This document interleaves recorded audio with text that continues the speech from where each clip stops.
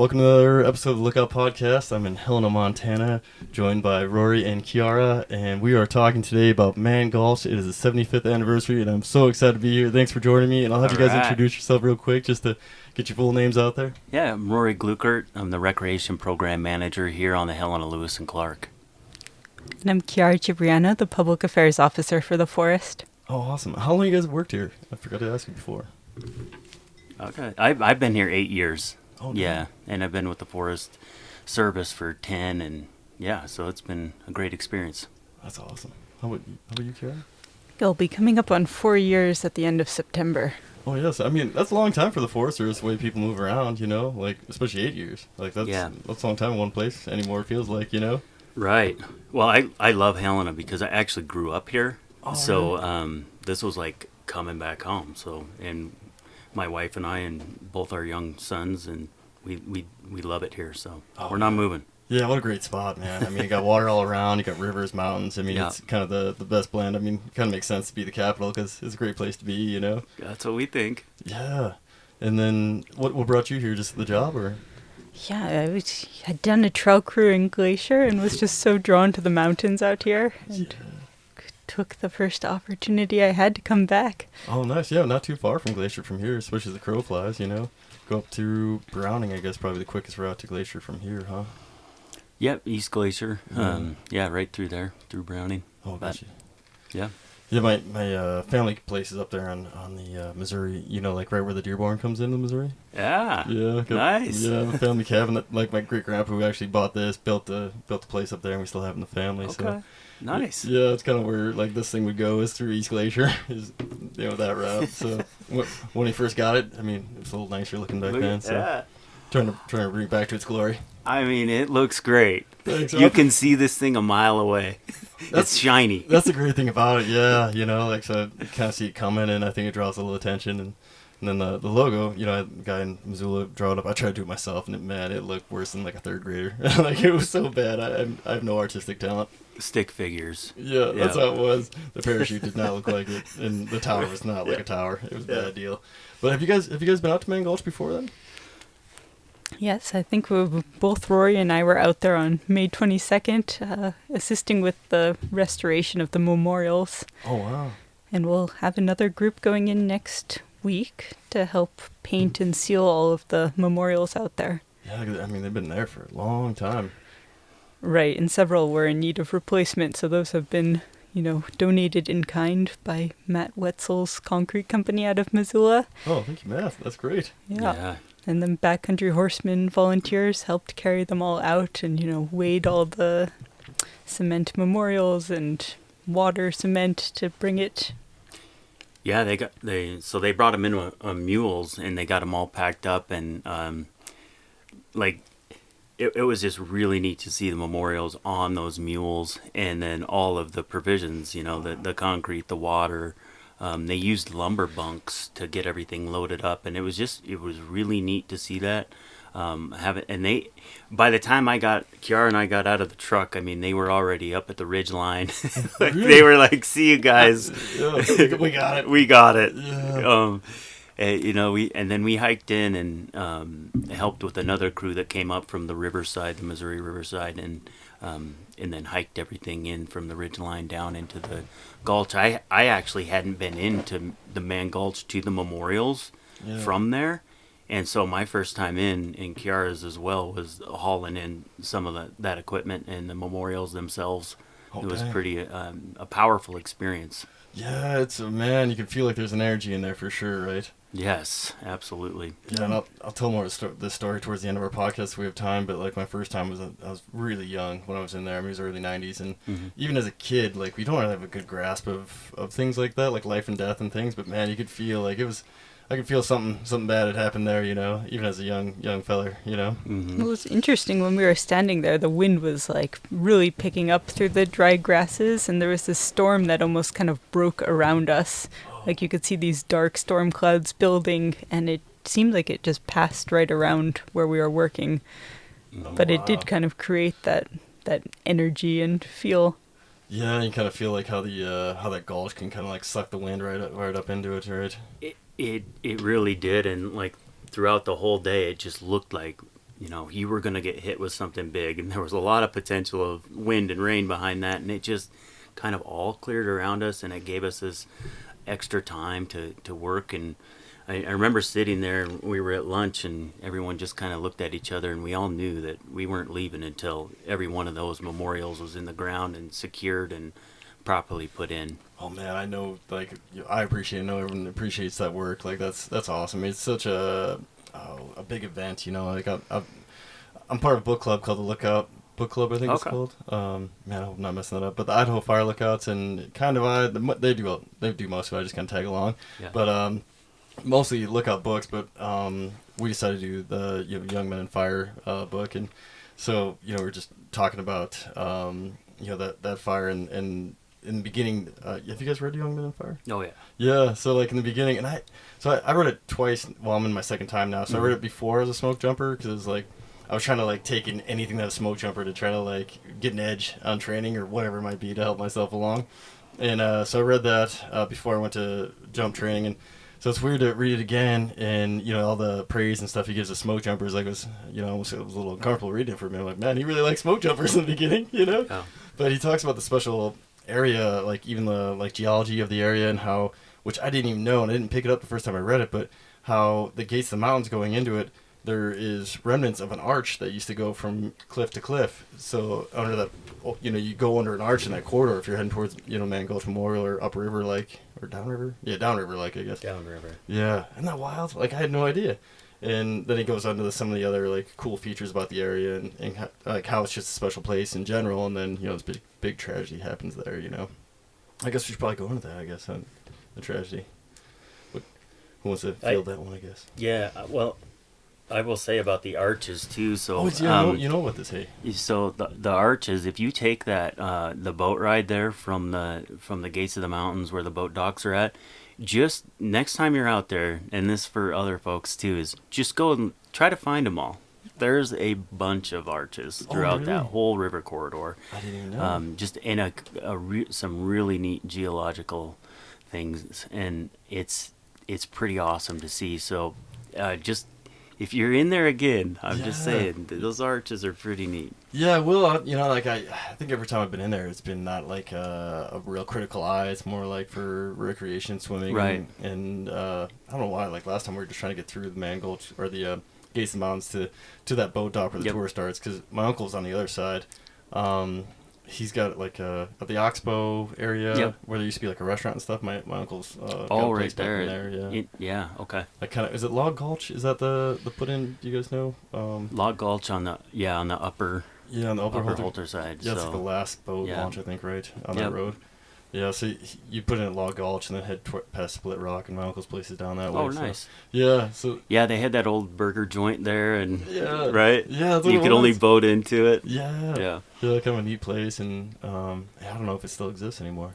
It's not. I believe that's a private residence now. But. Oh man, what a nice place to have. Yeah, right. Professional kitchen there, probably. I imagine too. Oh man, is my mic kind of sound like I'm echoing a little bit? Like I don't know. It sounds like I'm distant. Is it better if I'm like right here? You sound good. Yeah, you sound good. It's very clear in mine. So. Oh, thanks. Yeah, you guys sound great too. So I thought maybe I was bringing the podcast down. Chiara, are you gonna field this next one? Yeah, it's up to you. Just kind of tell a brief version of the story. Yeah. Nothing too crazy. Folks can read Young Men in Fire if they want like more of the details, because as you guys know, Norman McLean really goes deep into it. Yeah. So we're hoping to keep the story of the men alive through this event. We do have a number of family members who are going to be in town for the actual events. Oh, wow. And Norman McLean does go into great detail about kind of the individual stories of the men, but they were all very young, several students from University of Montana, all beginning out their lives. Some had come back from wars. But it seemed like a routine jump on August 5th when they got the call at 12:30. And, there was a fire guard who had served as a smoke jumper before, who was out kind of scouting the fire. And when the plane came, it was super hot, and, it made the air very turbulent. And so the plane had to drop the men higher than usual, and it scattered all of their equipment, breaking their radio and... took them over an hour to just collect their belongings again when they landed, but they gave the all clear sign, plane left, and, they went out to find James Harrison, the fire guard, and, kind of create a plan. On their hike down to the river, they realized their path had been cut off by a spot fire. And that spot fire, at first didn't seem like anything super threatening. They were still holding their tools when they turned around, and they were kind of taking a very mild grade away from that fire. And soon it became apparent that fire had gotten into the grass and was moving very fast. And there was a point where they just dropped all their tools in a pile, and then it became a race for their lives. And, they were on a super steep slope, very hot, and this fire just turns into, if it's described as a blow-up, and would create investments in fire laboratories down the road to try to understand how this blow-up had occurred. But chased them up the gulch. Many of the men died of burn injuries immediately following the fire. 2 made it through this rocky cliff at the top to safety.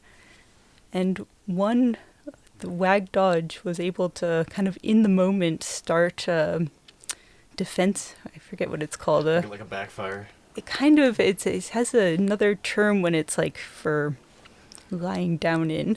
Oh, really? Black. Right, he basically was able to light a gopher match and burn out a clearing for himself and just lie there. And he describes feeling like he was picked up 3 times by the wind.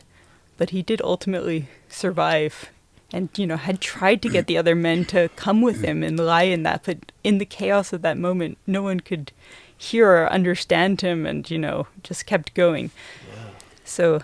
Yeah, they couldn't, the men, so he was the foreman of the crew, and so the men were looking at him like, what are you doing? You're lighting a fire around yourself. That was unheard of at that time. Yeah. And so they didn't follow him, and actually in the Cold Missouri Waters, the song that was written about Mann Gulch, they talk about that in the song, and how the men wouldn't follow Wag Dodge, and so, yeah, they were looking at him like, what's going on? What are you doing? Yeah. He had an idea. Yeah. Yeah. Well, and what a crazy heads-up cool play in his mind, like cool-headed, like... It's incredible to kind of come up and have the presence to just be able to, striking those gopher matches, I hear can be really hard, especially if it's windy at all. Or that's what I was thinking, because it sounds like that wind was almost like hurricane force kind of coming at them, and then, what was it, like... I originally thought it was 50-foot flame lengths, but then reading last night or the other night, I thought it said 200-foot flame lengths. So it's like, could you imagine a wall of fire and then having the coolness to be like, I'm just going to light this real quick and lay down? And right, recognizing he didn't think his men would make it to the top, and that was like his presence of mind to just stop and kind of innovate that on the spot, because none of the men had seen that in their training or were familiar with what he was doing. Yeah. It's likely he had never had that experience either. It just was kind of this presence of mind to do it. Yeah. And it saved his life. Yeah, totally. It's almost like he did like a quick calculation, like, hey, we're not going to be able to run this thing, and this is the last ditch effort, and, went to that, and because that's what it would have to be, right? It's like death, maybe not death, and go with the maybe not death, as in lighting the fire and laying down. And I didn't know would you say he got picked up 3 times? That's what he describes, that he was like pulled off the ground just because of the winds passing through.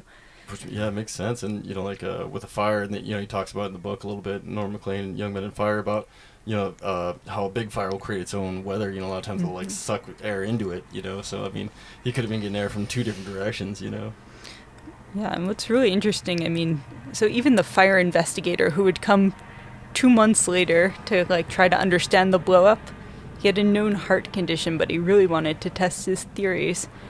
And he ended up having a heart attack on the same slope as the men. Whoa. And so he's often considered the 14th casualty of the Mann Gulch fire.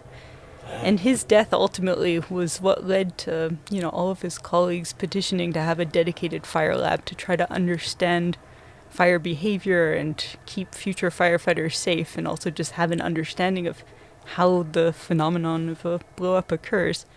Yeah. And so now there's a dedicated fire lab right next to the smoke jumper base in Missoula. Yeah, and it's pretty wild, and they're doing great work, and with the shelters and trying to invent better ways and just better ways to fight fire and better ways to protect firefighters, and like when I was at the jump base there in Missoula, a few of the Fire Lab folks, and we'd have like a big like compound barbecue or big AFD aerial fire depot barbecue. We'd invite everybody over, so the Fire Lab folks come over and like. Be like, so what do you think? Like one of their ideas, and I don't know whatever happened to it, but it was like, what do you think if like one person carries like a giant shelter, and then everybody kind of comes to it to kind of like have a bigger space of air, I think, to try to survive in. I was like, how long is it going to take to put together? So I never followed up to see exactly what they had going on with that, but it sounded like it was just going to be a little tough because it was going to take one person really out of the fight because they'd be carrying so much, and then they'd have to kind of orbit around the crew and make sure everyone was like close enough to get in the shelter. So I think they might have scrapped it in the end because of those issues, but like they're always constantly working on stuff to make it a better place for the fire folks out there, and which it's been great to have. Right, and helps us with our current management strategies today to be successful and efficient with addressing wildfires. Yeah.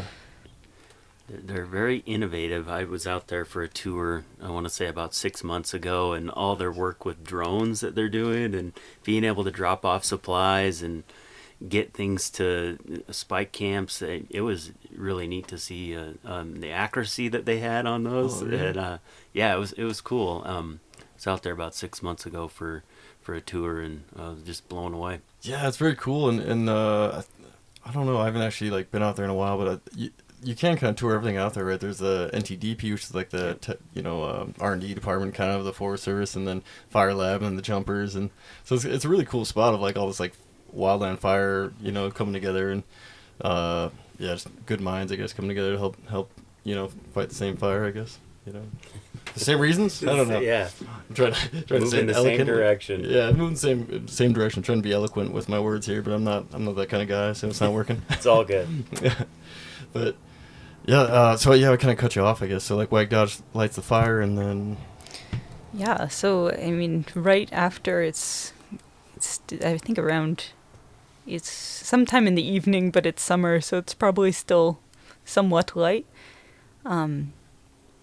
They return down to the Missouri River to try to find help, and end up they're able to eventually flag down a boat and travel to the kind of ranger district office, and they walk in, and the lead ranger of the district at the time has been really focused on the York fire, which is another fire that had broken out in the same time period. Oh.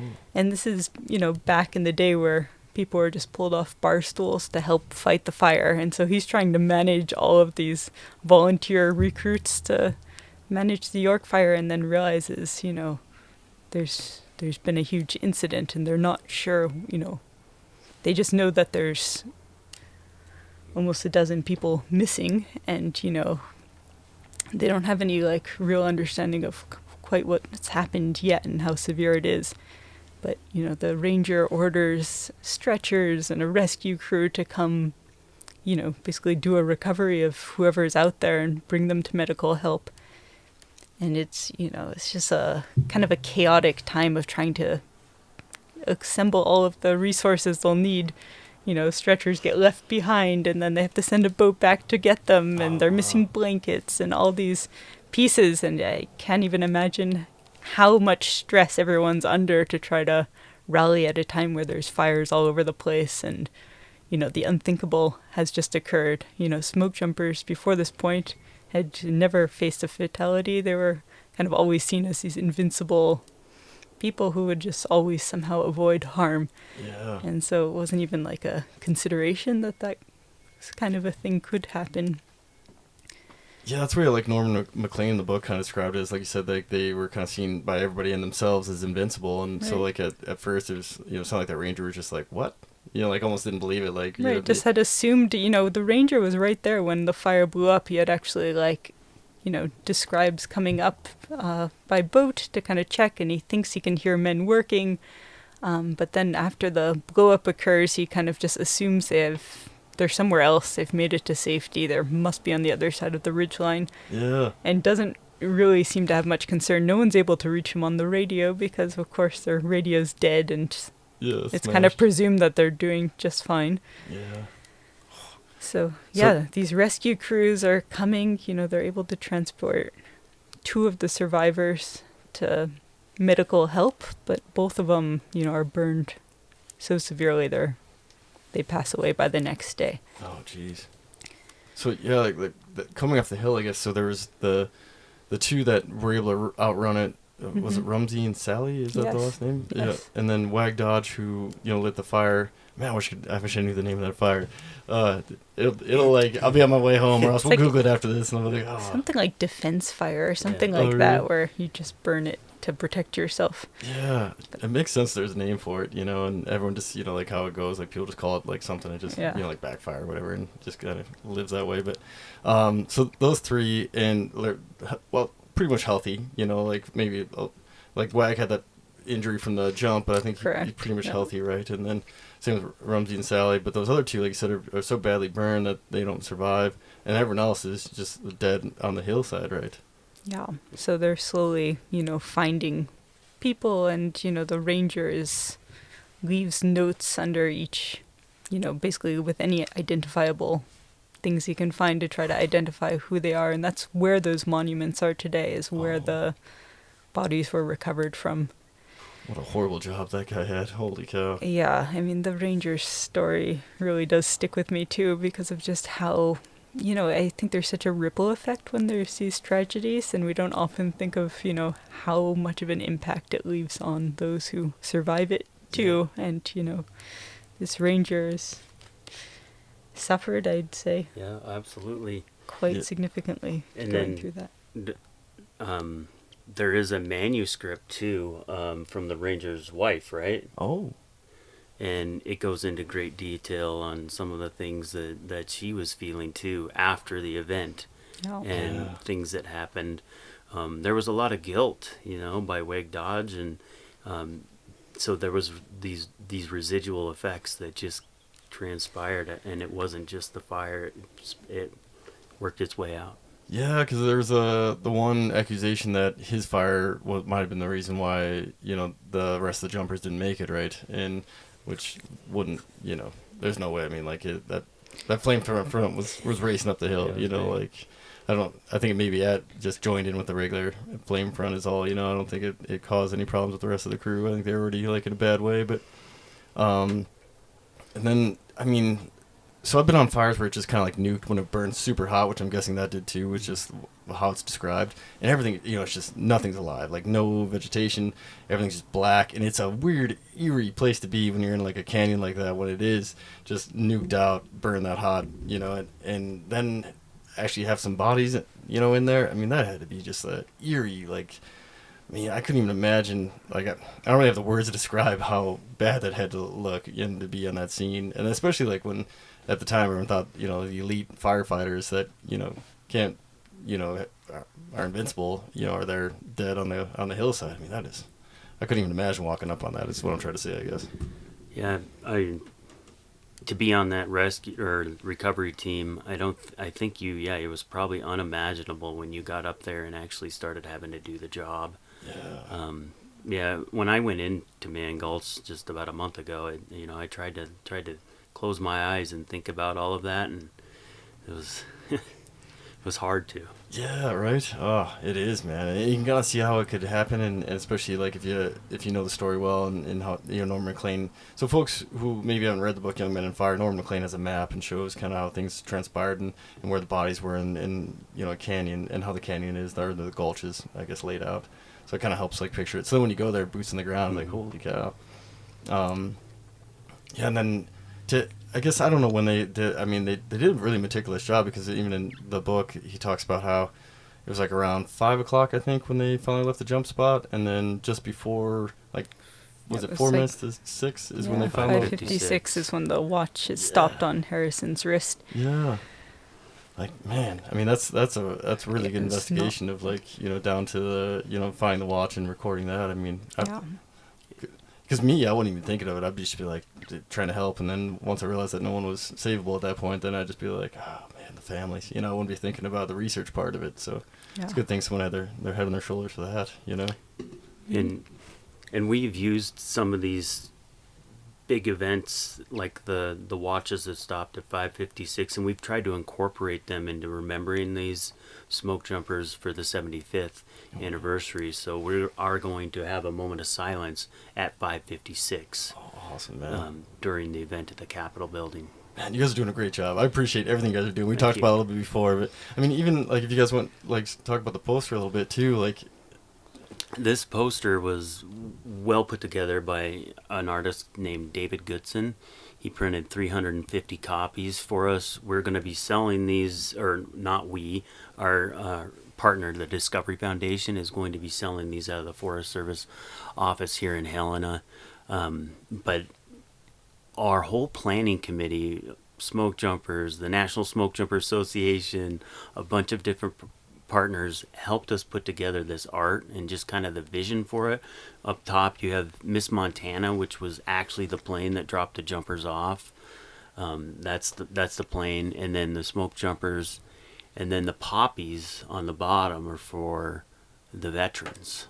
So it's pretty cool to incorporate that, because a lot of those guys were veterans. 10 of them, yeah. 10 of them. There you go. And then we have the shovel and the Pulaski, and we worked really, really hard at trying to make this right looking like you're in Mann Gulch, and so I think it turned out really well. That this poster is actually banners as you come into the walking mall downtown. We were able to get those installed there. They're going to be up for a couple months, so go check that out if you're in Helena. Yeah.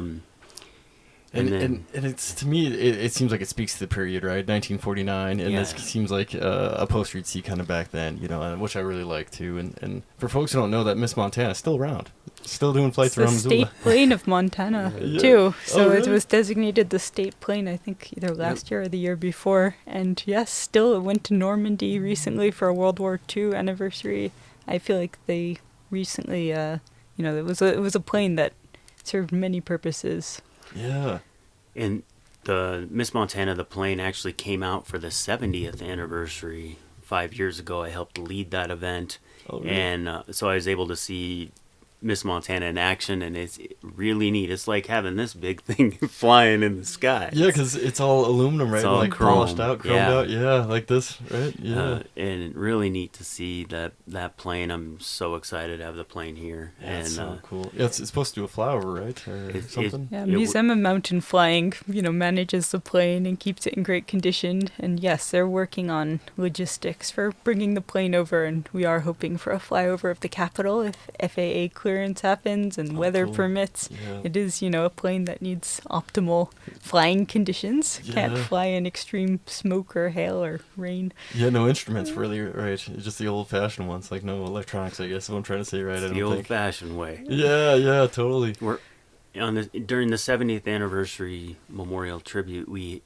had Miss Montana fly over Mann Gulch and drop some wreaths, and we hope to have another, at least flyover, and then as well as the Capitol, but we're fingers crossed. We're hoping for the best, positive thinking, good weather. That's all of those things are going to align, hopefully, to make a good outcome. Yeah, I hope so too. And usually events like this, it seems like, no matter what happens, it's going to be a great event, but, usually seems like things kind of line up to work out. Even if things kind of like a little rocky going into it, it seems like things seem to smooth out once the gears start turning, on big events. And we've been in Museum Mountain Flying's been on our planning committee for over a year now, and so we've been communicating with them quite frequently. And it's been a great partnership. Oh, very cool. Yeah, I'm going to reach out and bug them a little bit too, because I'd like to come check out the plane and maybe just like do a little podcast about it and the upkeep. And because I got to jump out of DC-3. My first fire jump as a smoke jumper out of Missoula was out of a DC-3, and I thought it was this one, but back in the day they had quite a few of them at different jump bases, and the one I jumped out of was different, and it had like the turboprop conversion and stuff. And I think this one's all original, if I'm remembering correct. Last time I saw it, it's been a while, but I still got to jump out of a DC-3, which is cool, but it wasn't the DC-3, the C-47 or whatever the flight is. The C-47, right? It is. Yeah. It's all been rebuilt. I want to say they started on that project like 10 years ago. Oh, really? But it's really neat. If you get a chance to come over here in Helena, stop by. Yeah. They're going to be right behind us at the airport. Oh, so, man. Yeah. That'd be cool. Yeah, I'm sure, I'm sure I could maybe just park here again. Yeah, that's You'd true. be in the perfect spot. Just like, hey, come talk to me. Come talk to me. Yeah. Put a big sign out. Yeah, totally. 'Cause, yeah, I'd love to pick the brain out a little bit. There's the romantic side of aviation and stuff. And that is kind of to me embodies it quite a bit especially when it's all polished up and everything. Yeah, and the DC-3 Miss Montana is also featured on we have a local artist in town who's doing a tribute for the Mann Gulch 75th, and has one panel of this tunnel is going to feature the DC-3 and smoke jumpers and be in tribute to the Mann Gulch Man. smoke jumpers, and then kind of through the tunnel is the whole fire cycle. Oh, really? Just showing that fire is part of this landscape here in central Montana, and just kind of the natural cycle that students learn about in their class. Oh, And very then cool. on the other panel, as you're looking through the tunnel, you can actually see right into Gates of the Mountains. Oh. And so that's going to be kind of a tribute to the flora and fauna that call that area home and make that area so special to so many people. Wow, that is awesome. And that was another project that we had a lot of input in, and working with the artist, and it was a competitive process through the city to get the grant and I guess to be allowed to do it. And we're just glad the city made the right decision. Yeah, totally. Yeah, thank you, Helena. Yeah, it's a huge, I just want to also recognize how many people are involved in this. It's so wonderful. We have musicians involved, even from the research station. James Keelahan, the original songwriter of Cold Missouri Waters. John McLean, who's the son of Norman McLean's Young Men in Fire, who also became a prolific fire writer. Yeah. But then, I would say over 50 volunteers between National Smoke Jumper Association, Wild Montana, Forest Fire Lookout Association, Montana Discovery Foundation, and their board members.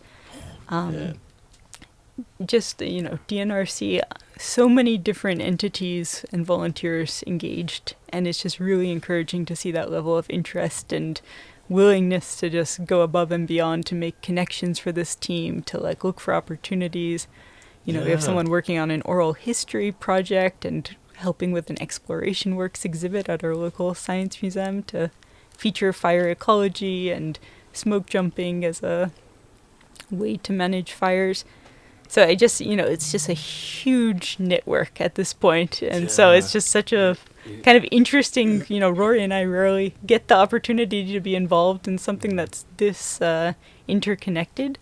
And it's been such a positive experience to see that level of interest. So amazing.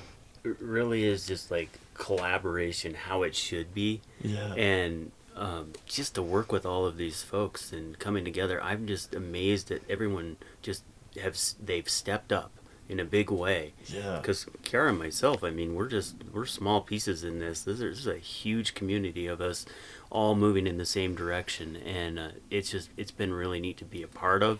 I'm proud to be a part of it. Yeah, it's huge, and and I think you guys kind of mentioned. I can't remember if it was at the beginning of the podcast or before the podcast, but we were talking about it. It's good because it's not these young men aren't being forgotten, and especially how young they were. Like you were saying, I think I was reading the book. It was Dietert or something. Yeah, pulled from his birthday dinner. Yeah. Yeah. At 19. Yeah, how sad, and Norman had mentioned that in his book that a lot of these young fellows hadn't had a chance to even live life, at this point, and tragically lost their lives. So it's great that their memories aren't being lost, and their families get to come out, and then like I said, on their own grave markers at their own cemeteries, right? They're getting the medallion. That's right. So National Smoke Jumper Association has done this incredible project where across 7 different states they're installing these medallions that connect the smoke jumpers back to, that history at fighting the Mann Gulch fire, because I think folks were noticing that there was just no connection when they were finding these memorials across the country. There was nothing tying them back to this event. Yeah. And they wanted to, we have people in Massachusetts, Pennsylvania, New York, and we wanted to share. Mike Bina, the president of the National Smoke Jumper Association, now really saw that this is more than a Montana event, because that's how it started. It's kind of a Montana audience in mind. But, Mike really was the driver of making it a national event and helping us recognize the significance to the country, not just to Montana's history. Yeah, that's a good call. And until I talked to you on the phone, I was thinking more like small, like Montana, like roots. But then you started kind of talking about all the different markers, because I was talking about the fellow in Darby. I'm trying to remember his name. It started with an S, I think. It's a fellow from Darby who died in the fire. But do you know? No, Sully Joseph or Sylvia Sully? is Is in it Sully? Massachusetts. Sylvia's He's in in Massachusetts. oh. Sylvis. We can. Sylvis. We'll look. Darby. We'll Yeah. look. We'll get back to you. Yeah, We'll we can figure it out. Yeah, and I could put it in the comments. But like, and so I was just thinking about like just just in my backyard, with that memorial and trying to track down like folks, because I know they're in the little town Darby was talking about maybe having a smoke jumper come down. So that's kind of like how it started going. And then I got a hold of was it Mike at the Anniston National Smoke Jumper Association? Mike Pina. Yeah, Mike Pina, and started talking to him. Then I got your number and called you, and then that's when you said like, yeah, Pennsylvania. And I was like, and I knew that like because I read the book before, but I didn't like put it together. I was like, yeah, that's right. I mean, like all these families who lost their loved ones, all over the country. This is a big event, and like you said, I mean, if you go to a grave marker in Pennsylvania, for your great uncle or whoever, however you connect to that person, and there's just a grave marker, it doesn't really do it justice to what happened, the tragedy, like and how they lost their life. Yeah, I mean, even my brother is a history teacher in Massachusetts and is helping with Really? Joseph Sylvia's memorial in Wow. Plymouth, and has his whole class engaged with the story, learning about smoke jumpers, even learning about, their role of jumping out of planes kind of in World War II and how it's all interconnected. Yeah. So, I mean, it's just been interesting to see how we're connecting this next generation in ways we did not anticipate when we started this. Yeah. And there's been so many students helping. We had the C.R. Anderson Middle School students. You want to share that, Rory? Yeah, we had the C.R. Anderson Middle School students. We didn't even know this, but they had a Mann Gulch club. Oh, really? Yes. And so come to find out, they wanted to put together an application for designated a national recreation trail. Oh, wow. And I said, "Oh yeah, the whole planning committee goes, yeah, we can get behind that for sure." Yeah. And so they worked really, really hard. Went up there a couple times, took notes, put together a detailed proposal. And this, of course, this goes all the way up through the Washington office to get approval. And we got to change our mapping and to recognize it as a national recreation trail. But we helped them out, and they were able to do it. And they gave a presentation at the library, and Chiara and some other folks actually went in and gave them a plaque, and they didn't know it, but it had already been designated, and so they got the surprise when they were making their presentation So that, cool. hey, this trail's been designated, and thank you for your service. We are having them out. They're going to be our VIPs at the event. Very cool. Yeah, we've really tried to engage youth and with the message too that, hey, get excited about natural resources and In the outdoors. conservation, because we need you. Yeah, we need absolutely. you. Yeah, it's next generation. Right. Like we're in weird terms, we're kind of on our way out a little bit more. Like I'm tickling 20 years in the agency, and and even even if you're new, you're still like only have so much time you can do. So if you can pass the torch off to these younger folks and at least get them thinking about it, and interested about it, like you said. And when I started this, it was right during the COVID stuff and just the technology era. Like like one of my friends had said he noticed that like a lot of the parks around everywhere, they're kind of empty, because everyone's got their game or whatever, so like trying to get more folks introduced in the outdoors. And I have a friend in Bozeman who's doing it in his part too, and through just like bicycling and whatever you can do to try to get more youth in the outdoors. So that's huge, man. Yeah, it really worked in together with some of the stuff that we're doing as far as recreation, where we have this national Trails 10-year challenge, and we did get some funding for this National Recreation Trail, so thank you. Yeah, thank you. It all worked out really, really well. Oh, it's so cool. So yeah, we're very excited about that. And that money is, I was going to say, the money that designation brought in is enabling us to do a partnership with University of Montana students who also have a club kind of dedicated to, I think it's called their fire club. Oh, yeah, And they, helped research all the backgrounds of each of the smoke jumpers and the fire guard who died. And, we're working on a signage project that would either go on the Mann Gulch Overlook Trail, but also potentially the M Trail, kind of off the university campus, because 5 of the students were UM students. Oh, yeah. And so they wanted to, also engage with the story. So all of that's getting funded, through this. Man. Through that effort. And that was just a few weeks ago. Yes, it's all kind of developing live. We had the East Helena students work on these a nameplate for one of the men. The nameplate was missing on one of the memorials, and they had their middle class, create nameplates. So it's been really awesome to just see the next generation engaging. And then we have a education coordinator, Liz Burke, in the office who has been training teachers on fireworks curricula. Oh, wow. So that they can introduce students to just basic fire science in classrooms and just kind of like spark that interest, no pun intended. Yeah. It really, we're doing that's good. really, that was one of our goals right out of the gate. Yeah. So, and I think we're getting there. We also have at Exploration Works, right before you get to the mural, we're going to have a whole exhibit where you can, touch and feel everything smoke jumping, and just to get kids excited. It might be the one that I'm most excited about because I have 2 young sons who are going to be all over that. Yeah. And I'm there a lot, Exploration Works. So, but yeah, we're working with a bunch of different folks to make that happen. And cool. Shout out to Exploration Works for being so awesome. Yeah, thank you, man. Yeah. That's great.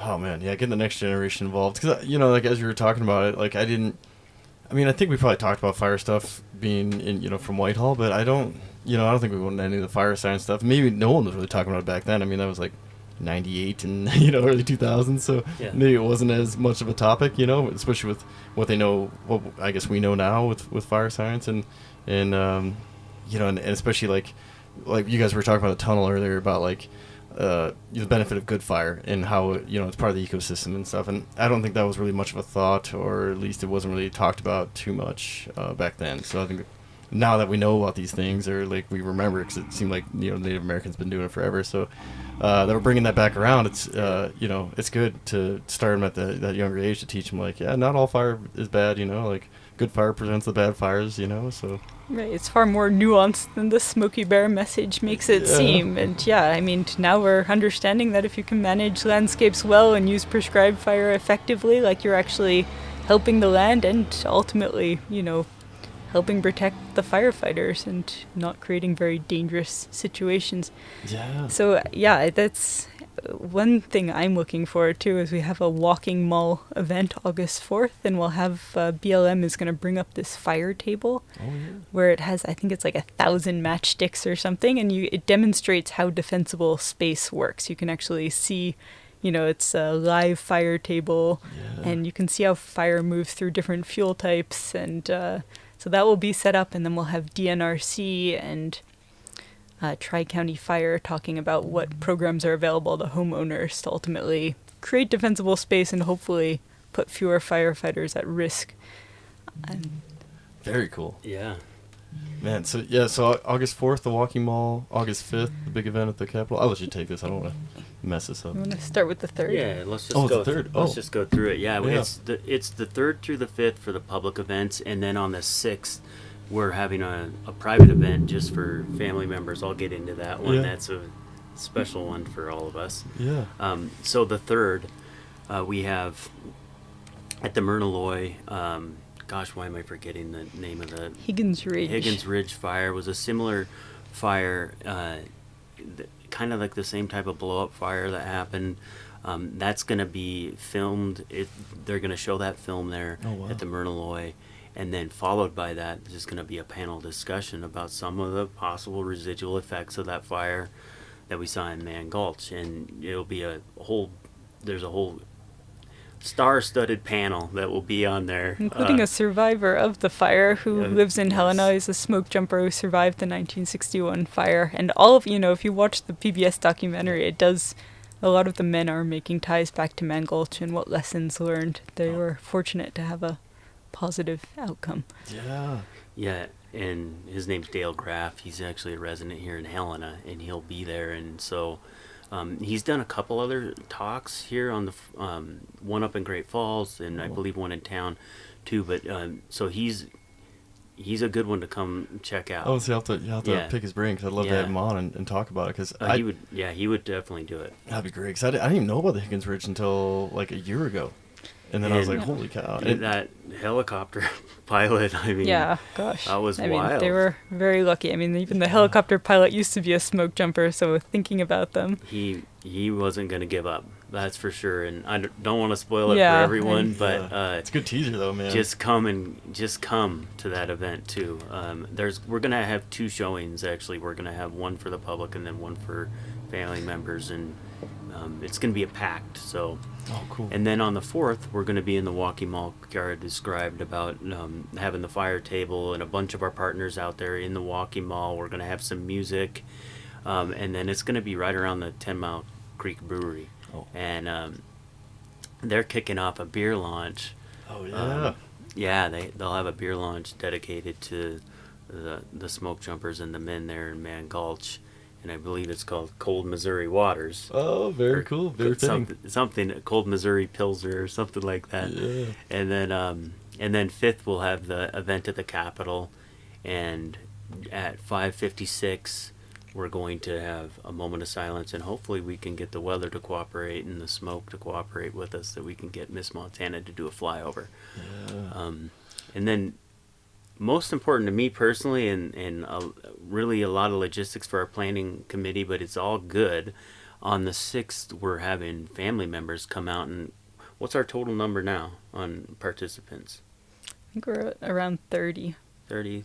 So we're expecting some more, but just for family members of these men, we're going to go out there with wreaths that we're actually going to make. Forgot to mention this. Oh, yeah. We're going to make the night before in the walking mall. Oh, cool. At Birds and Beasley's, and we're going to make these wreaths out of natural material found in the area of Mann Gulch. But we're going to have the family members go up there. Some are already training for this, but they're going to go across the river, and we're going to hike all of 13 wreaths up there and then place them on each one of the monuments. Oh, very cool. So we've had a couple that said they want to do the hike, but then afterwards we're going to have a big picnic at the Meriwether campground, or a picnic site, and we have 30 that are going to be involved there. And we have an individual that works on the forest. She's amazing. Her and her crew, they work in recreation up in Choteau. Her name's Barb Long. I actually saw her yesterday. She's awesome. Yeah. And she's going to be cooking for all of us. And very cool. she's amazing. So we're really excited to be able to give those family members a Montana welcome. Yeah. I'm going to tell them, we care about you. Yeah, and, not forgotten, right? You are not forgotten. Yeah.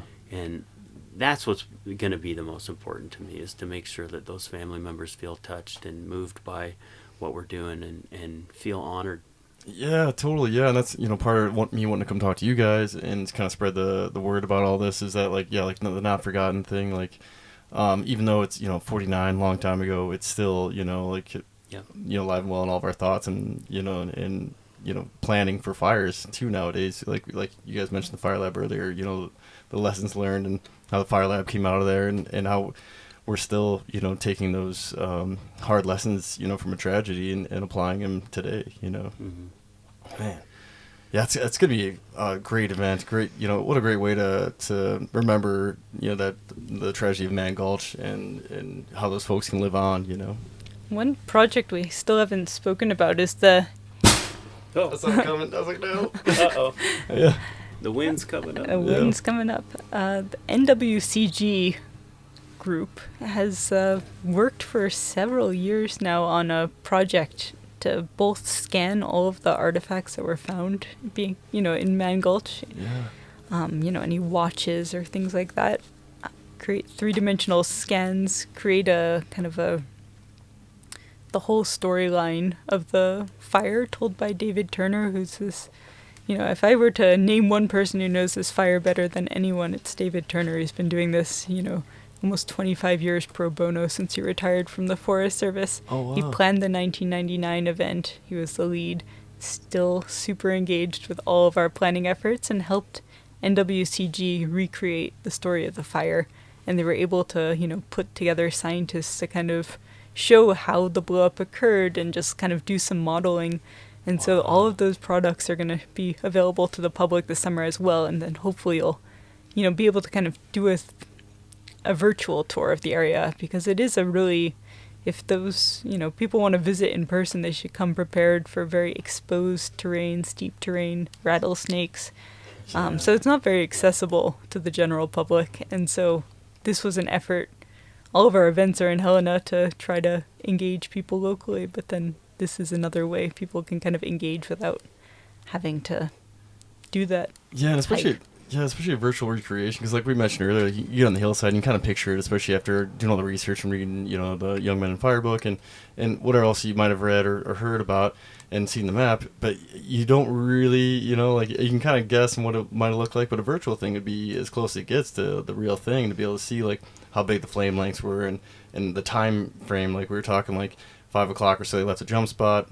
Was it 5:56? The watch stopped, so right about then. I mean, and even Norman McLean talks about how like all these little things of like all these events that slowed them down, that when time really mattered, even though they didn't know it at the time. Until they were running for their lives.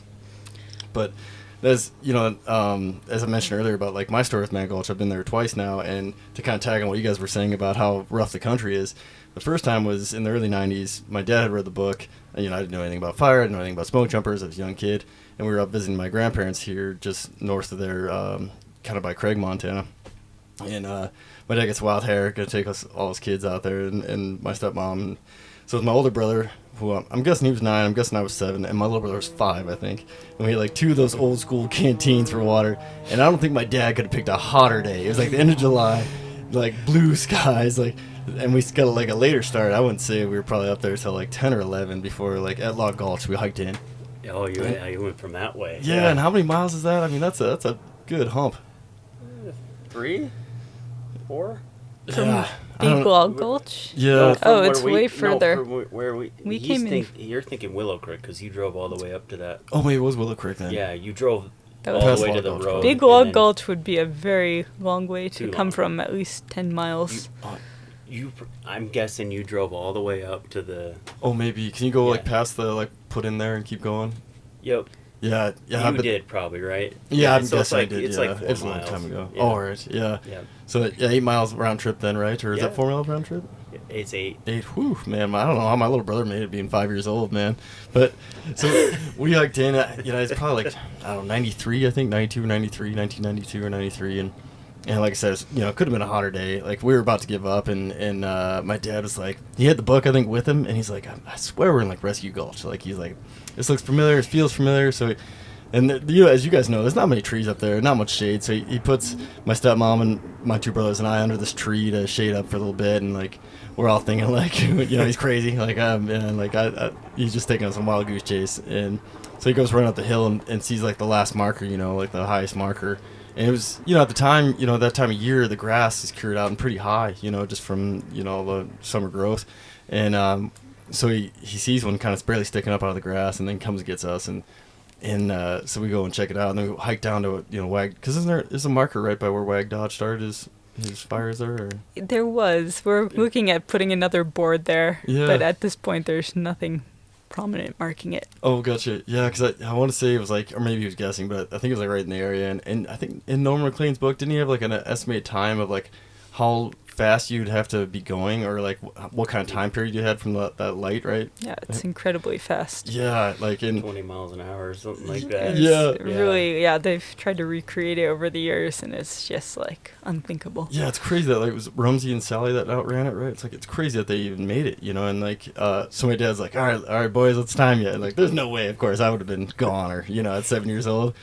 So then I think that's kind of what got me on the path of being a smoke jumper. Is, I'm 7 years old, and we kind of talked about it before the podcast, like super hot, that air just gets funneled in that gulch, and even on like a non-stormy day, a bluebird day, it was still like coming a pretty good breeze up that gulch, and hot air on my face as I'm looking down into it as a little kid. So like I'm already like I can kind of feel the heaviness of that area, and I'm like we were talking earlier, like when you're little you don't really know like death and all that stuff. You just see the markers and stuff. But you kind of feel it, the area, because there's still like some dead snags, even though it was like 40 years later or so, right? Or more than that, right? It was still before the Meriwether 50, fire, right? Yeah. That Yeah. Meriwether fire almost reset the area Oh, really? in 2007. Yeah. It was another really hot fire, though they say that the monuments, there's so many people that have visited them and, just kind of created this fire protection around them, because all the grasses and Beat down stuff were vegetation and stuff. kind of beat down immediately around the markers. Oh, good. Yeah, I didn't even know, man. 2007 was a really big fire, and has created all kinds of issues since that are finally now resolved. But it kept creating landslides like for years after. Yes. So where So we're kill all the vegetation, hey? not to get us too far off your story. No, go sorry. ahead. No, this is interesting. So it created all of this material kind of funneled in where we're having the picnic, which is the really? Meriwether picnic site. Oh, And no. all of this material kind of let loose in like '08. Oh, no. And it just covered the whole picnic site. And so after that, we've been planning. That was a long time ago, right? Yeah. Planning on trying to rebuild that area and fix it up and make it nice, because the water system didn't work. The drinking fountain, it was ground level. Your dog could drink out of it Because all the material that came down. Yeah, all the material that came down and just kind of wrecked that whole site. And so we actually ended up getting about $1 million in funding, put in a great proposal, and we got the contract and got everything going, using partners and volunteers and our own staff. Our own staff is what really made that project work. Yeah. But we rebuilt the Meriwether picnic site, and it looks phenomenal. So when you get up there for the event where we're having the picnic on the 6th, it's going to look really nice for family members. And I can't wait to see it, because I think the last time I was in the area, I think it, somewhere in that time frame where it had been buried, by material, and I remember and I didn't know about the Meriwether fire, because I got in fire in '08, so it wasn't really tracking wildfires that much back in '07, and I was like, it's kind of weird, must have been some kind of slide, like you guys were saying, but I had no idea what from, Yep, and we didn't do anything with the material. We left that material, and we actually were going to put together an interpretive panel and some signs there that show what happened, and but we used that material and just built right on the top of it, built our own trails, and it looks really good. Smart, you man. got to go check it out. And I know that you're tied into Holter. Yeah. You need to get over there. Yeah, definitely. I've been meaning to go bug my uncle. He pretty much lives out there. Well, he does live out there all summer, and I mean, he'll be out there till he can't. Last time I helped him get his docks out was after Thanksgiving. I mean, he just holes up. But yeah, so I guess we timed it. And my dad timed us as a kid. It was back in the '90s. And wait, did you have anything else to say? I don't want to cut you off. Go for it. Yeah, did you guys have more on the Meriwether or anything? Just shout out to Montana Conservation Corps for helping get tough, that right? day use area ready last year. Looks really good. We had a great agreement with Montana Conservation Corps. We had a bunch of different folks within the office that just stepped up, and they were like, we came up with a really cool plan on how to get that work done out there, and it took a lot of sweat equity to do that. But the other cool thing is we were way under what we thought that was going to cost us too, which we saved a lot of money. We were able to use that elsewhere, and it was just a win-win. It was a really Totally. win-win. Well, that's super smart not to remove the material, because I think at least that's where my brain went. I think a lot of people would be like, oh, so we got to get some kind of excavator up there to try to get all that material out, and some kind of barge or something to move it, but just to well, we'll just leave it, and work around it. I mean, that's a way better plan. And then you have something for people to see, and like you said, interpretive site for people to be like, oh, all right, that's what it used to look like, and here's what it is now. We excavated around the pavilion there, and that pavilion was built in, I believe, in the 60s, 64 or something. Oh, wow. And so it was we wanted to preserve that building and preserve it. We did, and it looks really, cool. really good. And we excavated around that, but that project turned out really well. Man, that's cool. Yeah, I can't wait to check it out. Yeah, you need to check it out. Yeah, MCC, man, they do great work, and the YCC and all those folks. Like, that's some stuff too that I didn't really know about, and I think their message is getting out a little bit more like that. You can have this group that you can even join as a high school kid, right? Is for YCC, for Youth Conservation Corps, right? And Yep, anyone from the age of 15 to 18. yeah, very cool. Like, what a great like summer gig to go out in the woods and hang out with some folks and get to learn about the outdoors. And Absolutely, we have some YCC folks this year, and then we're our partnership with Montana Conservation Corps couldn't be stronger and mutually beneficial. Yeah, it's a great one too, because I think for folks who, like, for me, it probably been great because then I didn't really know exactly what I want to do. I just figured like, everyone's like college route as a kid, and so I went that route, and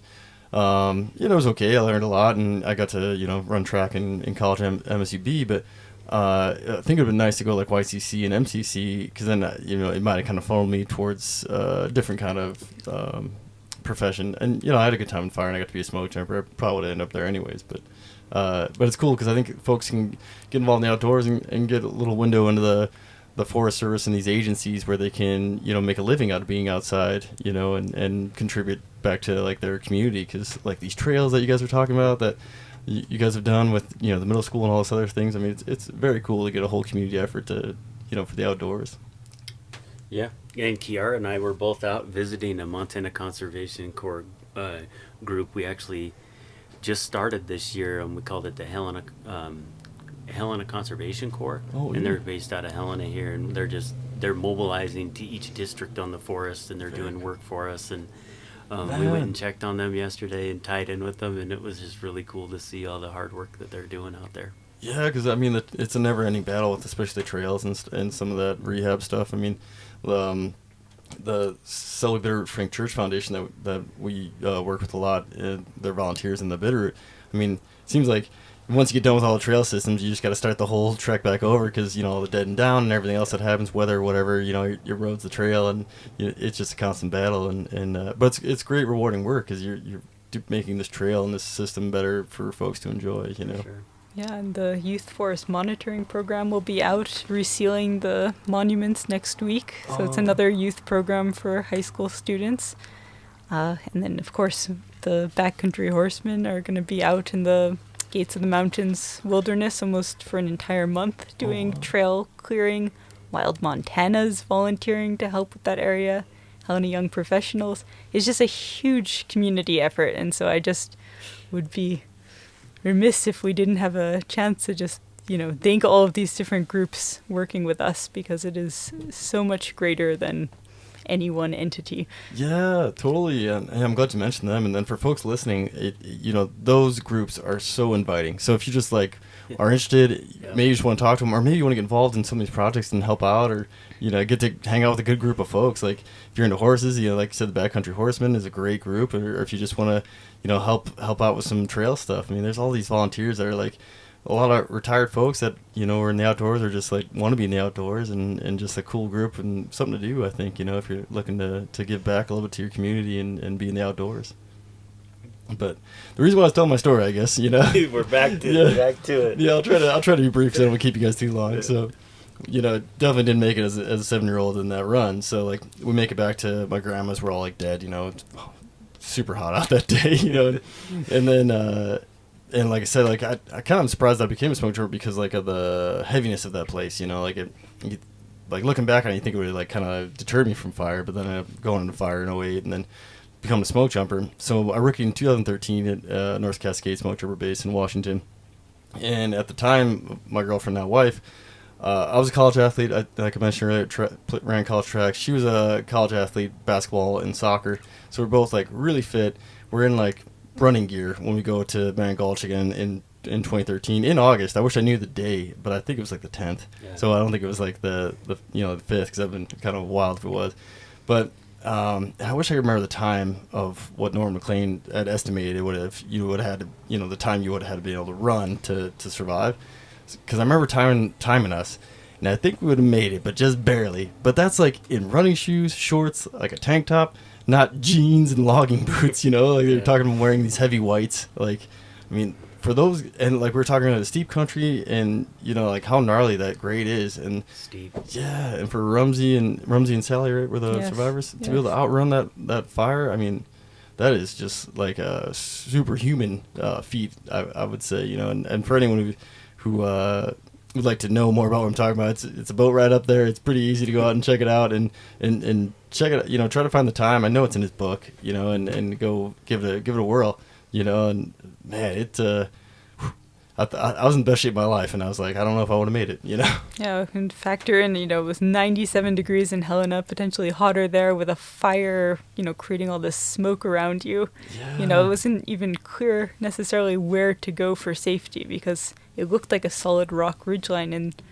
you know, Sally and Rumsey just happened to find a path through the rocks at the top. Yeah. And so it's not even, you know, I think there was others that just couldn't even see a channel out. That would make sense, yeah, because like in his book, he talks about the 4 horsemen who were just like, you know, really going fast and got ahead of everybody, and then I think he mentioned in the book, like you said, they just happened to find like a little crevice that they, you know, opening in the rock, because they were also battling smoke, right? So they couldn't really see, I think, right? If I remember right. I would imagine it was, a little chaotic. Yeah, they were smoked out. Probably couldn't see where to go. Yeah. Where it looked where like safety is. Yeah.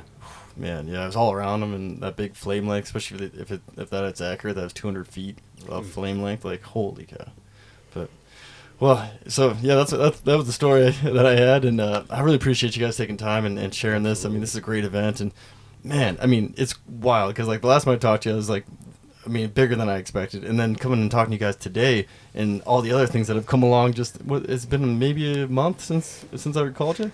But that could be, it's a full number of projects that are just, you know, flourishing.